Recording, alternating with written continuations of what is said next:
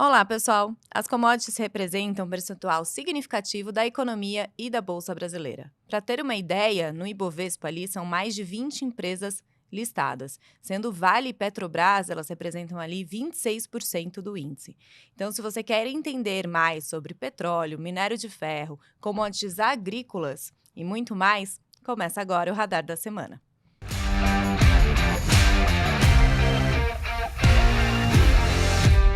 Eu sou Marcele Gutierrez e aqui comigo, Gerson Zanlorenzi. E aí, Má, tudo bem? Radar da Semana começando aí com tudo, um tema super aquecido que a gente tem discutido bastante, faz parte do DNA aqui do Brasil e acho que a gente acaba ganhando bastante relevância, inclusive até saiu um relatório bem bacana do Research essa semana, fala um pouco do potencial do Brasil, né, nisso tudo, então vai ser bacana demais esse podcast aqui hoje. Sim, a gente trouxe aqui o analista de commodities aqui do Research do BTG, o Jean Miranda. Tudo bem, Mar? Gerson, tudo bem? Grande prazer estar aqui com vocês. Bem-vindo, primeira vez, né, aqui no Primeira Radar. vez. Boa, Isso aí. estreando. Ele já estreou no Morning Call, tá ali com você uma vez por semana, né, Gerson? É isso, Mas tem aqui... dado super certo ali, tem trazido esses temas que a gente acho que sentia falta de ir pro segundo step ali do estudo, né? A gente sempre falava muito de petróleo, minério, etc. Acho que o dia também traz a abordagem das soft commodities, como a gente chama, né? Milho, soja, algodão, café, que aí a gente acha que não tem que olhar, mas quanto mais a gente estuda, mais a gente tem certeza que a gente tem que olhar isso, e principalmente no Brasil, né, que tem essa matriz econômica muito focada em commodities aí. Até é interessante entender como que esse mercado funciona e como que tem tantas variáveis que impactam o preço ali no dia a dia. Né? Sim, então já ali para começar o nosso episódio, o Gerson já falou, né? As commodities ali representam, a agropecuária representa um grande percentual do PIB brasileiro. Na Bolsa tem diversas empresas listadas, como Vale, Petrobras. Então, a gente queria entender com você ali um resuminho, né? Quais são essas principais commodities e como que você está vendo aí para o ano de 2024, os desafios, as oportunidades? Perfeito, Mar. Não necessariamente nessa ordem, porque depende da perspectiva, se você está olhando o valor FOB, se você está olhando o volume, mas as principais aqui no Brasil são soja. O Brasil é campeão em exportação de soja no mundo. Petróleo. O Brasil tem exportado bastante recentemente. Há um prospecto de que a gente duplique essa exportação aí num arco de 5 anos. Tá? Isso vai ser bem generoso para a nossa balança comercial, inclusive. Minério de ferro, a gente exporta bastante. Ano passado, em valor FOB, foi o campeão, quase 40 bilhões de dólares exportados. A gente exporta bastante milho também. A gente rivaliza com os Estados Unidos, né, para ver quem é o maior exportador de milho no mundo. A gente exporta bastante carne. Essas são as principais, e acho que na Bolsa a gente vai ter sempre um exemplo de alguma empresa que tem e está exposta a risco de alguma dessas commodities. E rapidinho, o que é valor FOB, só para a gente explicar? Valor FOB é a quantidade, o valor monetário financeiro exportado sempre em dólar. Sempre em dólar, tá. E aí você também perguntou ajuda a gente bem, né? Você tem uma valorização do dólar que na média também favorece aqui a nossa balança. Com certeza, com certeza. Inclusive a gente tem alguns mecanismos ali de pensar a valorização de, por exemplo, café, né? Bom, se o dólar se o real tá depreciado, isso é bom, você vai lá, né? Consegue incentiva a comercialização de café e outras commodities também, então é sempre uma métrica, um parâmetro muito importante para a gente avaliar se vai avançar ou não a comercialização. E aí você perguntou de oportunidades e desafios, né? Acho que oportunidade, aí a gente vê crescimento de área e produtividade em grãos como um todo. O Brasil tem bastante terra disponível ainda, tá? Terra arável disponível. E Gerson, antes de interromper nisso, estava lendo um relatório esses dias sobre isso, que foi da FDA, que acho que é a principal, né?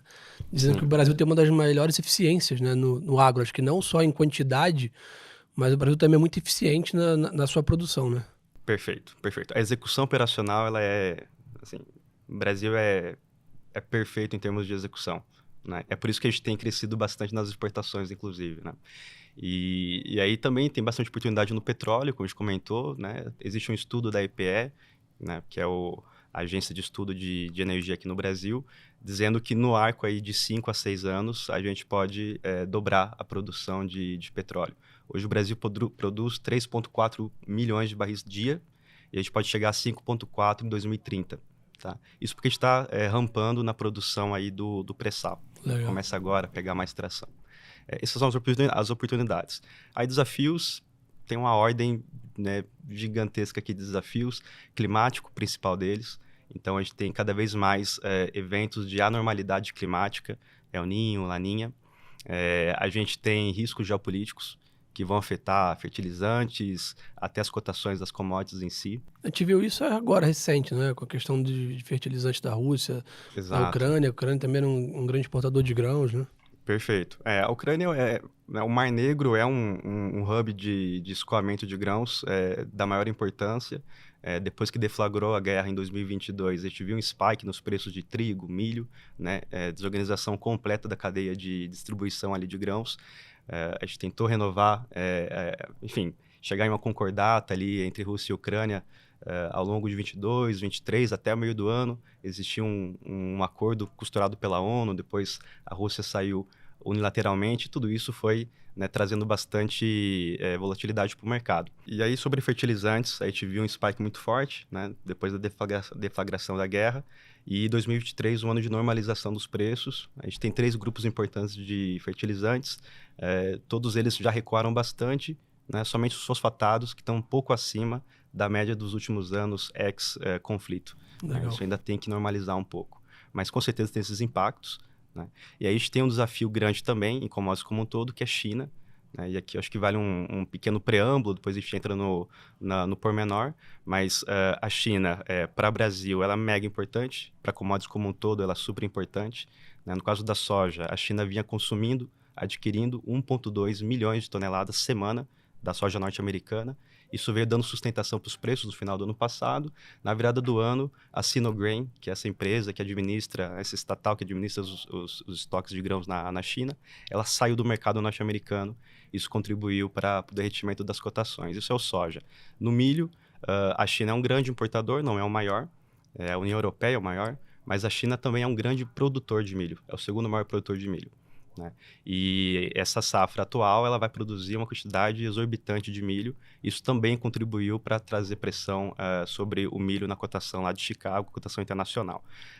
Petróleo, China consome muito petróleo, né? Boa parte aí da demanda por petróleo e destilados no mundo vem da Ásia e muito em função de China. Né? Então, é um grande player também para a precificação de petróleo. E aí, minério, acho que não precisa nem falar, maior importador Sim. do mundo de minério.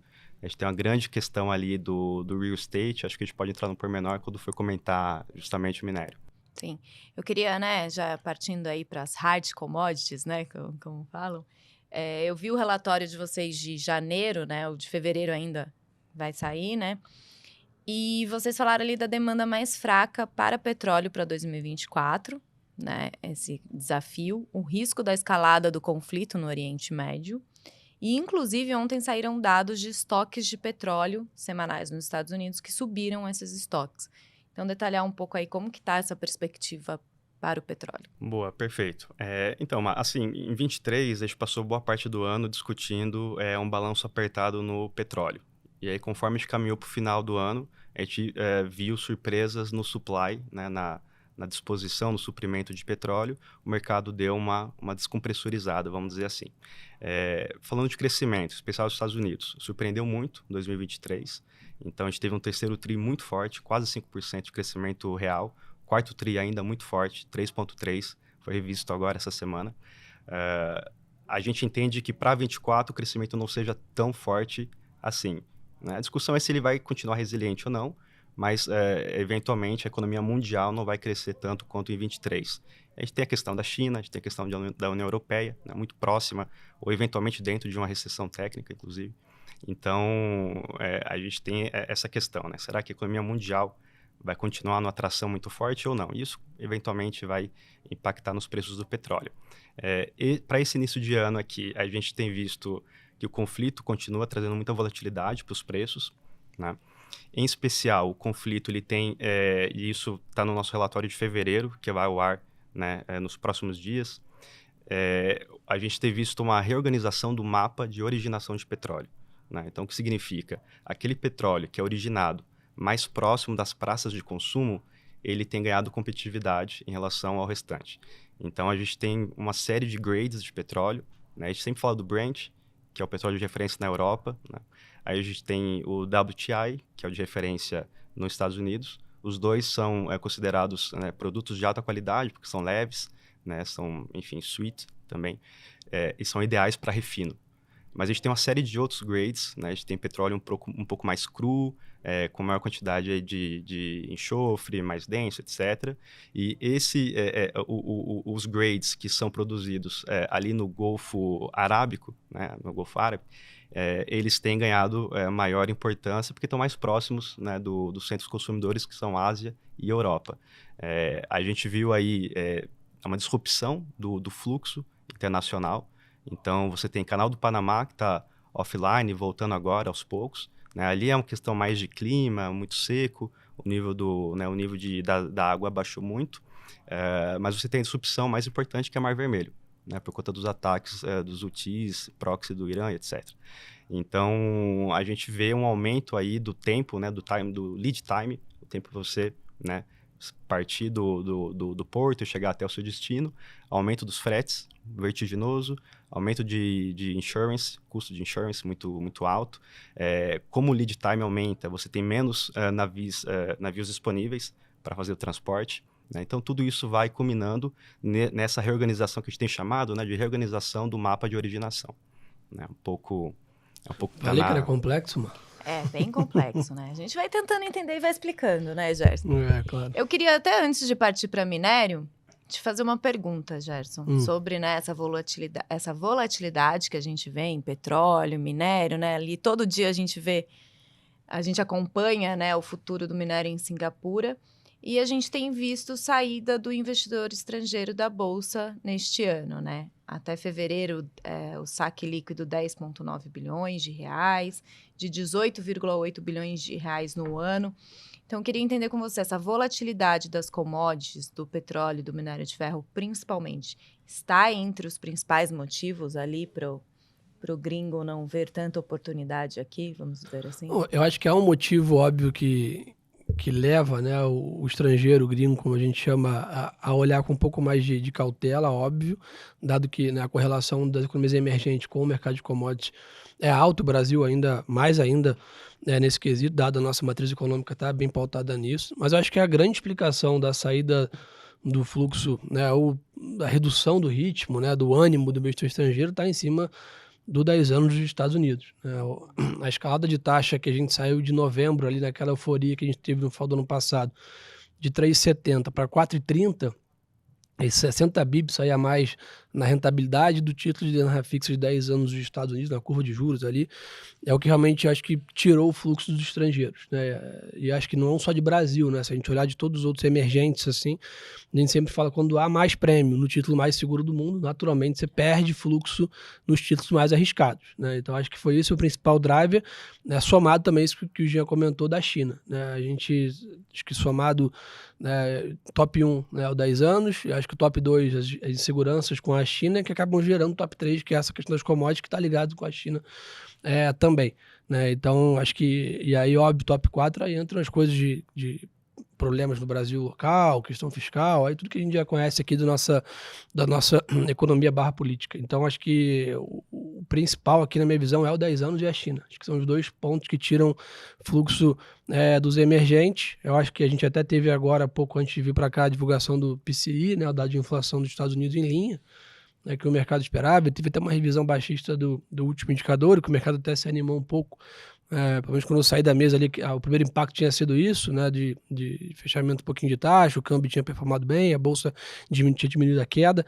Então, acho que a gente talvez caminhar nessa linha, né, de parar de ter surpresas nos indicadores de inflação dos Estados Unidos, precificar ali, quando estiver se aproximando de maio, junho ali, né, que ficar mais concreto essa queda de juros nos Estados Unidos, etc., acho que a gente começa a voltar a ver, né, esse fluxo aqui no Brasil. Acho que China realmente aí é uma dúvida mais intensa, né? Muito difícil realmente precificar. A gente ficou o ano passado inteiro praticamente naquele otimismo de o pacote vai vir, né, etc. Acho que nos parece ainda que são conta-gotas, né, versus a necessidade que a China precisaria para reanimar a sua economia a patamares passados. Acho que talvez o mundo ainda esteja se acostumando que aquele patamar não vai voltar mais. Então, acho que a China precisa se reinventar na sua matriz econômica, né? A questão de crescimento em cima do setor imobiliário está realmente exaurida, vamos dizer assim, você precisa realmente mudar. Hoje o setor de serviço é o grande, né, destaque ali. A gente viu agora na parte de viagem, foi super bem no novo Lunar.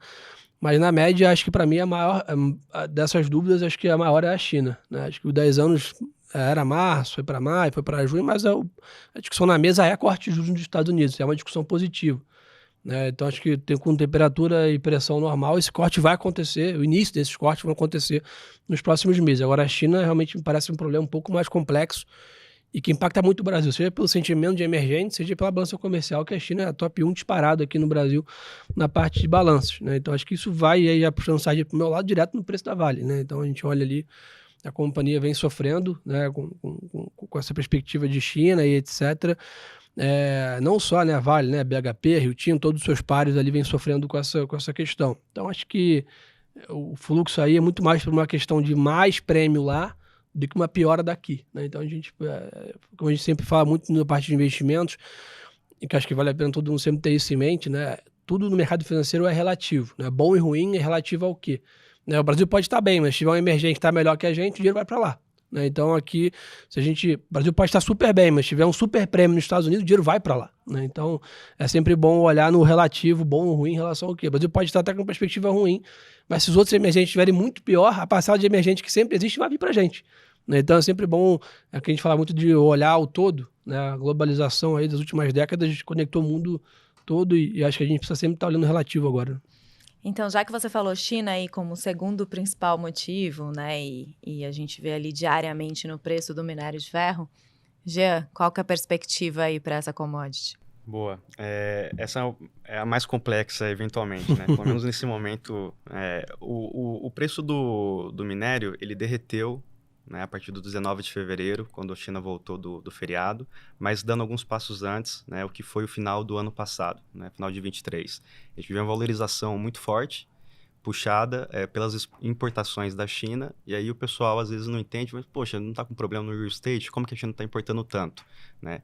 As aciarias chinesas, que é quem consome minério de ferro, elas estão perdendo receita, ok, para o real estate, mas elas têm um driver aí de demanda muito forte para exportações e para investimentos em infraestrutura.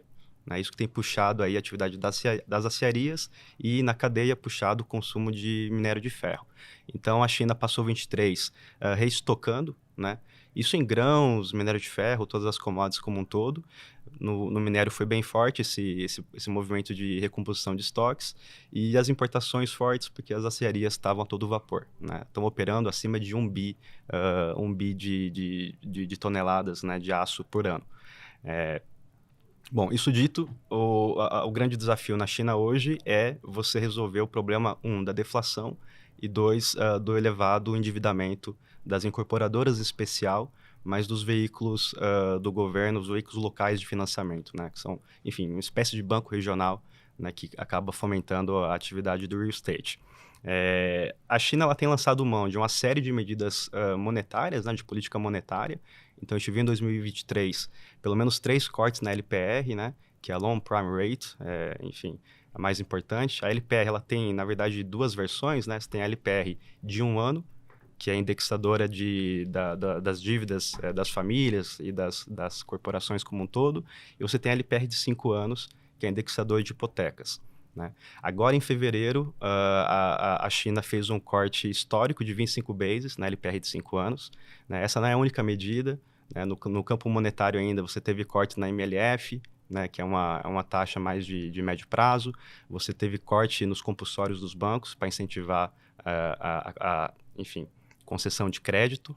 Mas, justamente, né? A China ela precisa dar crédito, mas as famílias não querem tomar crédito. E as famílias chinesas elas têm bastante poupança, porque passaram Covid sem auxílio social, como aconteceu nos Estados Unidos. Né? Isso, então, imprimiu ali um movimento de bastante austeridade no seio das famílias, elas estão poupadas. Num cenário de deflação, a sua posição de capital ela fica deteriorada. Então, um primeiro movimento é você correr para os bancos e desfazer as dívidas que você tem. Se você desfaz as dívidas, o banco também não concede crédito, você tem menos dinheiro na economia real sendo criado, né, pela via do crédito. Então, a China está tentando resolver esse problema. Ela quer resolver o problema ela quer fazer um deleverage das incorporadoras e trazer mais solvência para os balanços dessas incorporadoras em especial, né, da economia como um todo, mas das incorporadoras, porque justamente é o que gera a desconfiança do consumidor. Isso é outro problema, né? Confiança do consumidor. Então, ela precisa fazer o deleverage enfim, garantir a solvência dessas empresas, mas precisa fazer um reignite do crédito das famílias. Fazer com que as famílias voltem a tomar crédito, consumir, etc. Né? Num cenário de deflação. Então, esse é o tamanho do desafio. Né? Enquanto as famílias não voltarem a confiar no sistema imobiliário e adquirir casas, etc., que é o melhor, né, investimento para as famílias chinesas hoje é o imobiliário, você não vai ver aí novos projetos e, enfim, grandes investimentos em infra, no caso, né, de imobiliário, que possam trazer mais demanda aí por aço e puxar o minério de ferro. A gente até gravou na semana passada com a Luísa, que é a economista aqui do banco, e ela falou exatamente isso, que o problema lá é falta de confiança mesmo. As famílias não estão confiando para comprar imóveis. Aí a gente até falou, tem alguns casos assim de bairros inteiros de construções que as incorporadoras faltou dinheiro e elas abandonaram. Exato. Cidade fantasma. Cidades fantasmas. Então, as famílias não confiam para comprar de novo, né? Exato. E muito difícil, né? E num cenário de deflação, você comprar um bem que... Amanhã vale menos. Amanhã vale menos, né? Bem complicado, né? Mas esse ponto de não entregar, ele é crucial, né? Então, inclusive, o governo, ele deu uma diretriz aí... na verdade, não é a primeira vez, mas né, reiterou agora no início desse ano uma diretriz para esses veículos locais de financiamento. Estoparem todos os projetos de crédito, né, para as incorporadoras que não entregaram 50% dos projetos. Né? Então, quem está demorando, né, muito delay nas entregas, vai ficar fora aí desse pool de financiamento. Legal. E, Gerson, já que a gente ainda está falando nas hard commodities, antes de partir para as outras, a gente viu na quarta-feira ali, a gente tem que falar dela, né? As ações da Petrobras. Elas caíram, as ações da Petrobras caíram mais de 5% após declarações ali do presidente, o Jean Paul Prats, sobre dividendos, né? Sobre a distribuição de dividendos. Como que vocês receberam ali na mesa, ali no dia, como que vocês viram essa notícia? E você acha que deve ficar uma volatilidade? Porque a Petrobras solta o balanço na próxima semana. Quinta-feira, né? Quinta-feira. Deve vir anúncio de dividendos, Sim, como normalmente. Então, essa volatilidade deve ficar até lá? Eu acho que assim, a resposta de tudo isso só vai vir na quinta-feira, né? Então, acho que separar duas coisas aqui, né? Acho que hoje nós temos uma recomendação de compra no papel, né? Inclusive hoje soltamos mais um paper ali, né? Comentando um pouco esse evento de ontem. E qual é a questão, né? Operacionalmente, né? Óbvio, há um consenso que a Petrobras está muito bem. Nos últimos anos, a questão de desinvestimento, desalavancagem, foco no core business, preço do petróleo ajudando. A empresa virou uma grande geradora de caixa com resultados excepcionais nos últimos anos. Né? Então, acho que isso posto é o que gera hoje, talvez, né, essa recomendação de compra, que gera essa confiança, né, do mercado e a performance das ações, né, recentes estão explicadas por isso. Aí vem o segundo ponto, né, que eu acho que é o que tem gerado dúvidas, né, do mercado, que é o para frente. Né? Para frente, a gente tem duas dúvidas. Primeiro, como será usado esse caixa? Que acho que essa foi a volatilidade de ontem, né? Ou seja, todo esse colosso de caixa que está sendo gerado na companhia vai ser usado para dividendo, vai ser usado para reinvestir no core business da companhia ou vai ser usado para reinvestir nos novos projetos, né? Qual que é a diferença que a gente está falando? Uma coisa é a exploração do petróleo hoje, que é o core business da companhia. Outra coisa é uma nova, né, matriz, né, operacional da empresa com energias renováveis e etc. Então, o que veio o comentário ontem à noite foi basicamente que talvez não seria ideal seguir elevando a política de dividendos ou distribuir tantos dividendos assim e usar parte desse dinheiro para reinvestir, né, nessa nova operações da companhia. Então aí o mercado cria aquela grande dúvida, né? Poxa, vai diminuir quanto? Né? Pô, vai pagar nada? E aí, de novo, né, fica muitas coisas no ar. Dá aquele susto, né? Dá o susto. O mercado vinha já há bastante tempo montando posição e criando expectativa sobre um dividendo extraordinário agora no último tri do ano passado, que até a gente fala sobre o relatório, a gente imagina que deve acontecer, mas aí se são, né, 5 bi de dólares, 7 bi de dólares, quanto é, né, esse dividendo, etc., é a grande questão. Mas, de novo, na nossa visão, isso traz mais volatilidade do que mudança estrutural para a companhia. Então, o que a gente ainda tem de leitura hoje e o que a gente tem de fatos para analisar, a gente continua bem construtivo, inclusive achou uma oportunidade de compra, né? Essa queda do papel ontem, né? Acho que muita gente estava esperando o Petrobras cair, o papel subiu de 30 e pouco para R$ 43 num tiro só, né? E aí muita gente, perdi o bonde, etc., perdi a oportunidade. Então a gente viu até esse movimento ontem, né, de bastante gente aproveitando essa oportunidade de queda. Eu acho que Petrobras sempre vai ter essa questão de mais volatilidade, dado o papel da companhia para o país, e dado por ser uma empresa estatal, né? Então, acho que qualquer um que investe na companhia, analisa, sabe disso, né? Dificilmente você vai ter um período longo de calmaria, né, na Petrobras, então, da questão de volatilidade. Mas nesse momento também que tem uma grande performance, né? Quem suportou essa volatilidade nos últimos 12 aí meses ganhou muito dinheiro, muito dividendo, e foi uma das melhores performances aí das ações aqui no Brasil. Então a gente vê isso ontem como mais um episódio de volatilidade, que faz parte aí do dia a dia da companhia, mas que ainda não mudou, né, a nossa perspectiva muito boa para a operação e para a distribuição de dividendos, né, que deve acontecer aí. Mas como você comentou bem, né, até quinta-feira tudo é especulação, tudo é notícia, tudo é expectativa. Quinta-feira a gente realmente vai ter essa certeza de quanto a companhia está distribuindo de resultado para os seus acionistas. E falando ainda de ações, a gente também viu aí nos últimos dias as ações de proteína animal, né, subindo bastante, BRF, JBS, na expectativa dos balanços também. E eu queria aproveitar que o Jean está aqui e entender como que tá essa commodity, né? Como que vocês estão vendo ali proteína animal? Boa. Falando de bovinos, a princípio, a gente tem ciclos distintos, dependendo de onde você olha geograficamente, né? Então, nos Estados Unidos, você tem um ciclo muito ruim, onde a originação está muito cara. Então, empresas que têm maior exposição aos Estados Unidos, em geral, estão com as margens muito apertadas, né? O caso do JBS é um pouco diferente, porque eles têm uma frente ali de frango, etc., com a Pilgrim, que está indo muito super bem. Por exemplo, o Marfrig, que tem uma grande exposição aos Estados Unidos, acaba né, passando um mau tempo com esse ciclo. O Brasil é o contrário, né? Você tem um ciclo muito bom para frigoríficos, porque a originação está muito barata. E aí a gente fala de ciclo no mercado do boi, né? A gente está atualmente no ciclo de descarte de matrizes, né, de fêmeas, porque o boi a novilha, o bezerro, está muito barato no mercado, não faz muito sentido você segurar as matrizes, né, as vacas reprodutoras, você acaba enviando para abate. E aí é um extra de oferta para abate, né, você tem um quanto maior, um volume maior de abate, os preços acabam despencando. E é aí que está no ciclo, esse ciclo começou em 2022, né, a gente passou 2023 vendo um esmagamento impressionante de preço, o boi gordo ele saiu de R$300 arroba para menos de 200.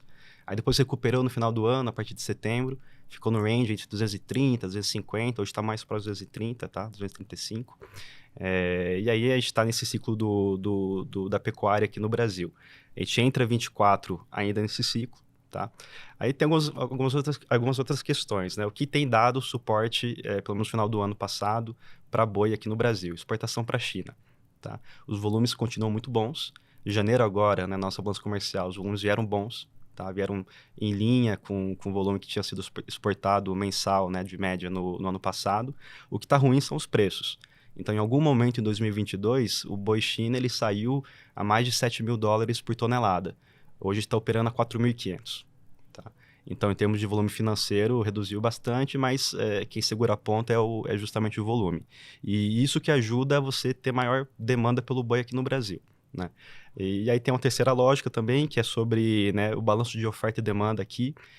A oferta, a gente tem dois vetores, né? Ou você coloca o seu boi em pastagem e o pecuarista ele tem maior controle sobre a oferta, tá? Porque demora um pouco mais, ele consegue operar o mercado, né? Ou ele joga no confinamento intensivo, onde ele tem menos tempo para engorda e ele não tem muito controle sobre a oferta. Então, do momento que o animal entra no confinamento, pouco tempo ele já tem que vender para o frigorífico no preço de tela, no spot da praça dele. A gente teve um estresse climático, né, em setembro, outubro, né, último trimestre do ano passado. Depois, ao final do ano, vieram as chuvas, melhores pastagens, mais oportunidade para o pecuarista segurar essa oferta dele em pastagens ao invés de confinamento. Então, a gente diz que começa o ano com uma oferta um pouco mais reduzida. Porém, a demanda também está reduzida. Apesar de estar exportando para a China, a carne aqui no varejo não está saindo legal, né? Então a gente não tem uma demanda muito forte dos frigoríficos, eles estão com escalas de abate bem confortáveis, não estão precisando adquirir com urgência. Então cai a oferta um pouco, mas a demanda também não, né, acompanha esse movimento de queda, você tem uma estabilidade de preços. E a gente entende que a reversão desse ciclo vai se dar, né, em algum momento em 2025. Né? Então lá para frente, talvez a gente veja uma melhor, né, reprecificação aí desse boi de entrada, né, que é o novilha, o bezerro, etc. Nesse momento, os spreads são excelentes. Então, quem adquire esse animal paga pouco, vai alimentar o animal e depois vender a um preço, né, bacana no momento de virada do ciclo. Então, nesse momento é um momento de composição enfim, da sua população de animais. Né? Um momento muito bom, o spread ainda está bem positivo. Mas esse é um pouco o cenário. E Estados Unidos é um outro ciclo, né? Lá você está começando a reter as fêmeas, e aí você tem menos animal no mercado, o preço de entrada do boi, né, do animal pequeno, está muito caro, e aí as margens para os frigoríficos que operam lá são bem apertadas. Saiu o balanço de BRF, foi super bem, né, em termos de geração de caixa. Na verdade, a receita caiu, né, por conta, enfim, dessas vendas um pouco mais fracas e preço também, só que a margem aumentou justamente por esse ponto do ciclo que está na pecuária aqui no Brasil. Né? Eu acho isso muito interessante, né? A gente vê as ações lá na tela e o que determina é o controle do boi, se ele vai para o pasto ou não. Genial. Legal. E no lado de grãos, né? De forma geral, ali as softs commodities. Boa. Até um passo no boi ainda, input é milho, né, farelo. Como caiu esse preço, você teve menor pressão na Que é a conversão ração de caixa. deles, né? Exato. Então essas empresas acabaram, né, originando ração, preço muito menor. Isso contribui aí para a formação de margens. Né? Mas falando de grãos, um retrospecto muito rápido, né? 21 e 22 foram anos excelentes de preço. Né? A gente teve uma conjunção de fatores que levaram a isso, fertilizantes em alta, disrupção de cadeias de produção. A gente teve quebra de safra, né? Em 2022, a Argentina quebrou 50% de safra, e a Argentina é um dos maiores exportadores de farelo e de óleo de farelo, óleo de soja do mundo. Tivemos quebra nos Estados Unidos, alguma preocupação, e Rio Grande do Sul, uma quebra, né, danada. Beleza, aí preços muito altos. Depois, 23, ano de normalização, queda dos preços, devido a um volume de produção muito elevado. E aí a gente, né, tenta olhar para uma tese na economia que diz que preços elevados reconduzem o mercado para uma situação de equilíbrio. Então, esses preços estavam muito elevados nos últimos anos, e isso incentivou os produtores a aumentarem a área, portanto, mais produto no mercado, e de repente isso ultrapassa a demanda. E aí você volta a ter queda de preço e o mercado vai se ajustando dessa forma. A gente entende que foi o que aconteceu em 2023. Tá? E aí onde que a gente está hoje? Hoje a safra que a gente discute, né, de milho e de soja no mundo é a safra 23, 24. Tá? Tivemos quebra de safra aqui no Brasil no soja, redução bem forte de área plantada no milho, né, em especial milho safrinha. Então é menos produto entregue pelo Brasil, mas ainda níveis muito altos olhando para o histórico. Não vai ser recorde como foi ano passado, mas vai ser uma boa entrega de grãos aqui no Brasil. Agora, o mais importante, variável-chave aqui para a gente, é a Argentina voltando com safra cheia, né, tanto no soja quanto no milho, e isso dá maior espaço aí para o balanço global, deixa ele mais folgado, e isso que conduz os preços para baixo. Né? Isso tudo lado da oferta. Lado da demanda, uma demanda também, né, igualmente um pouco mais fraca. Né? China passou o ano de 23 fazendo reestocagem de grãos, esse ano talvez não consuma tanto. E aí, pro lado da demanda, a gente está sempre olhando para os mercados de pecuária e suinocultura. Então, a suinocultura na China, a gente tem uma população muito grande de suínos, isso está incentivando o produtor lá a reduzir essa população, portanto, menos demanda por ração animal. E nos Estados Unidos, esse ciclo, né, de uma população super baixa de animais, portanto, consumo mais baixo de farelo, de milho, etc. A gente também olha os spreads de esmagamento, né, que é a diferença de preço entre você adquirir o grão e vender o farelo ou o óleo, que são produtos com um pouco mais de valor agregado. Esses spreads, nos Estados Unidos, vinham caindo no final do ano passado, dezembro ficou em 0, e na China, começo de dezembro do ano passado, já estava no campo negativo. Então, você estava com pouco incentivo de adquirir para fazer o esmagamento. Então, a gente está olhando essas variáveis e é isso que ajuda a gente a montar esse cenário de queda. Né?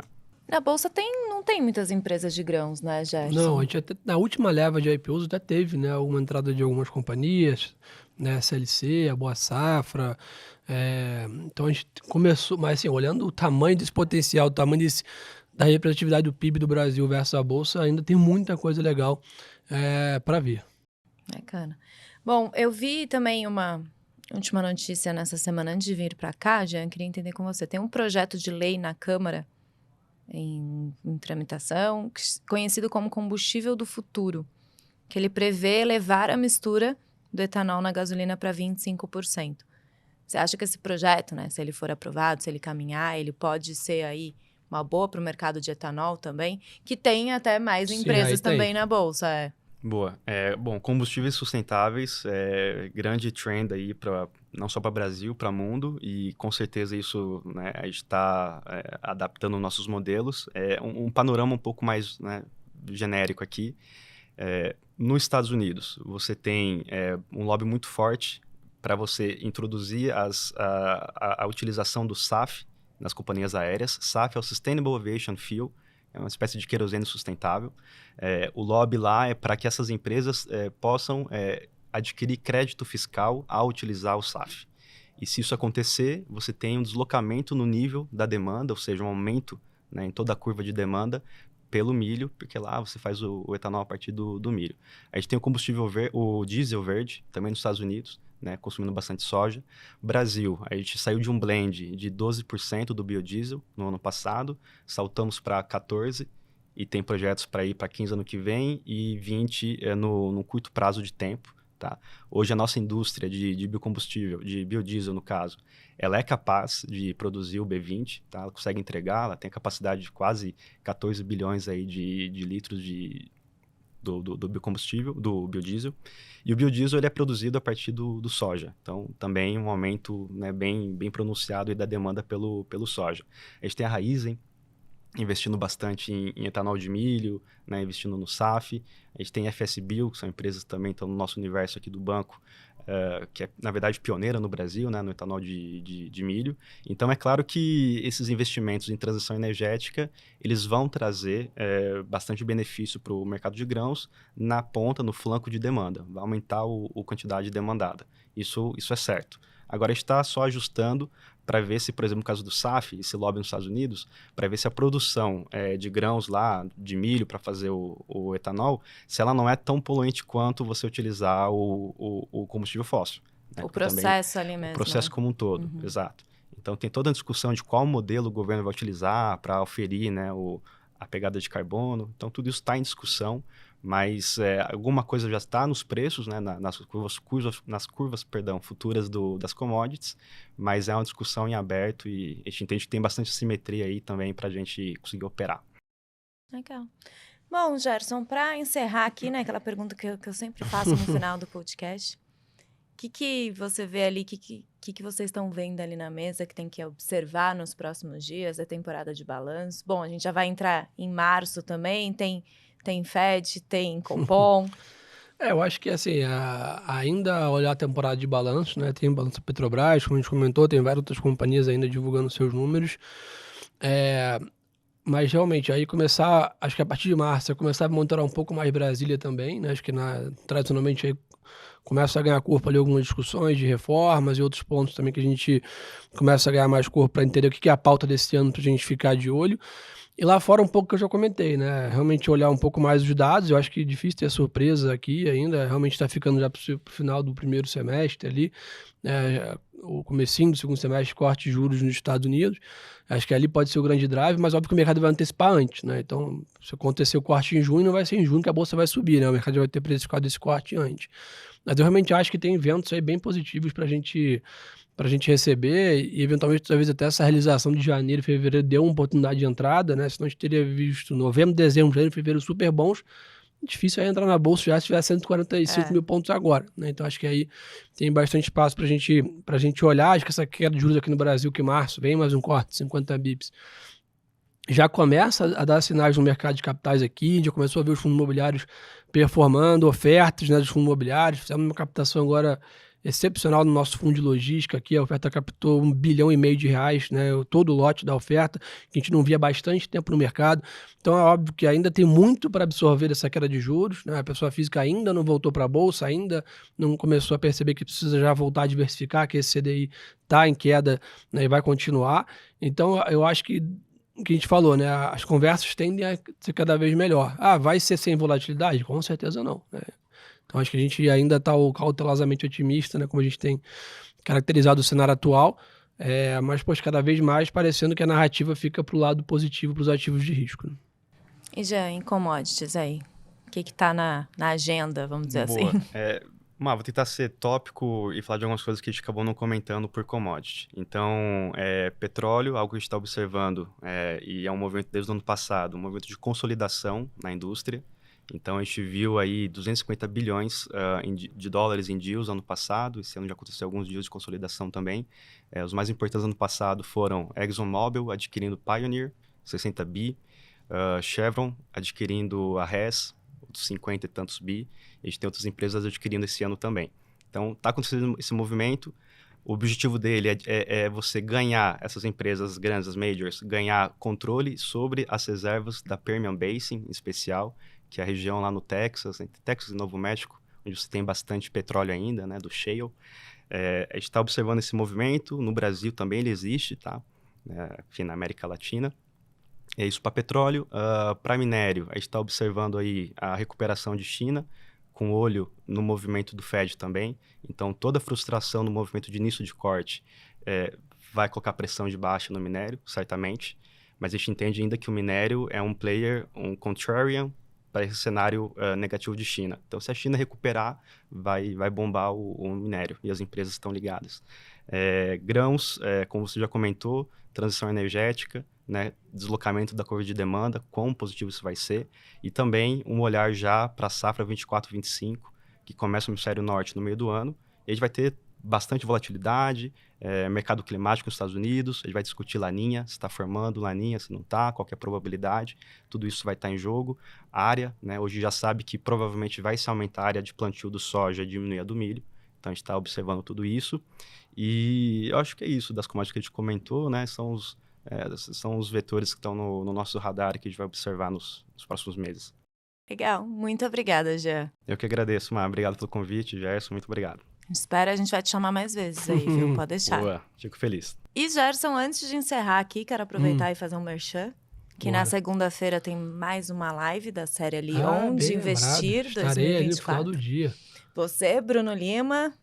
Firmes. Falando de ações. De ações, exatamente. Então, ali, quem quiser saber mais ali, né, óbvio, segue ali todos os nossos conteúdos no canal do BTG no YouTube. E na segunda-feira, às 7h, tem a live Onde Investir 2024 com o Gerson e Bruno Lima.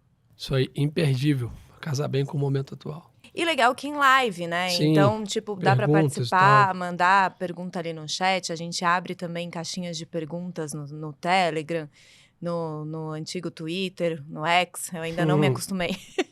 No Instagram. Então, dá para participar bastante. Aproveitar ali para perguntar tudo pro Gerson. É isso aí, tô esperando vocês lá. Então é isso, gente. Mais um Radar da Semana no ar. Então, ali, se você gostou aqui do nosso conteúdo, quer acompanhar mais, vou deixar aqui no link da descrição o site, o Content BTG, para ter acesso a todos os relatórios.